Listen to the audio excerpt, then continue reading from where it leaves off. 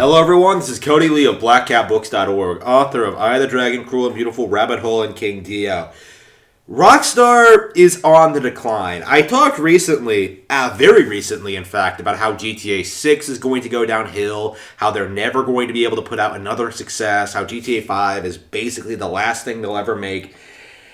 And that reality seems to become evident to the public a lot quicker than I would have expected with the GTA Definitive Trilogy. GTA 3, San Andreas, and Vice City Stories. You know, the early 2000s GTA games, all releasing in a single package, in a single release, and it doesn't work. There are all kinds of problems with it. I believe they pulled them down from the storefront.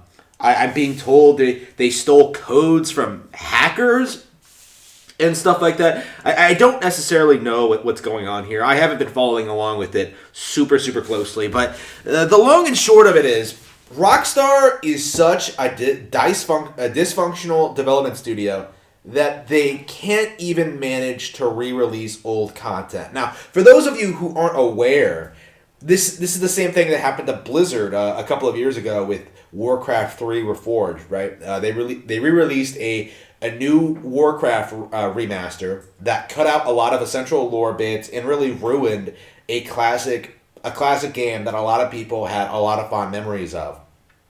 This is the same situation.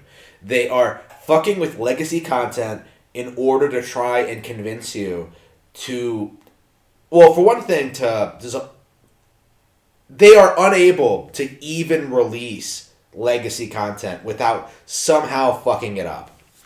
Like, there might be a whole lot of reasons behind this, but what it comes down to is that they don't have actual talent at that studio. They are completely reliant on stuff they've already produced to the point where they feel like they don't even really need people working there, people doing real work there.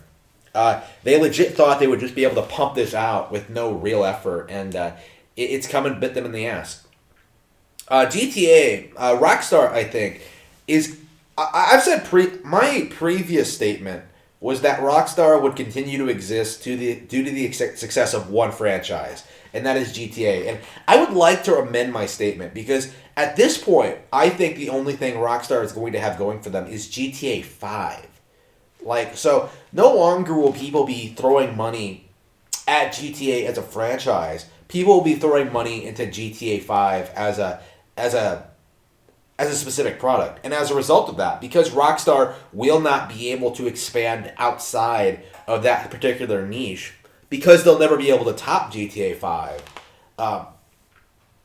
we will slowly start to see a gradual decline in interest from the GTA franchise going forward, to the point where I think it's going to be eclipsed by one of its clones or one of its copycats. If Saints Row had not gone the way it had, if Saints Row had really seriously improved what it was, I could see Saints Row doing it. I was kind of saying that, when I played Saints Row, is that I actually like Saints Row. It actually tries to be fun, unlike GTA. But Saints Row, if it had stayed the course and continued putting out games in continuity, kept getting more and more ridiculous, kept coming up with new and new ideas.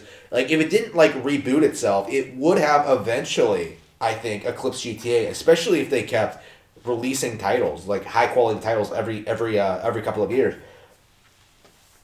The main reason I think GTA hasn't been replaced already is because every other developer that makes this kind of game is currently shitting the bed as well. So there is no replacement for GTA yet, but I do think it's only a matter of time. Rockstar will not be much longer for this world.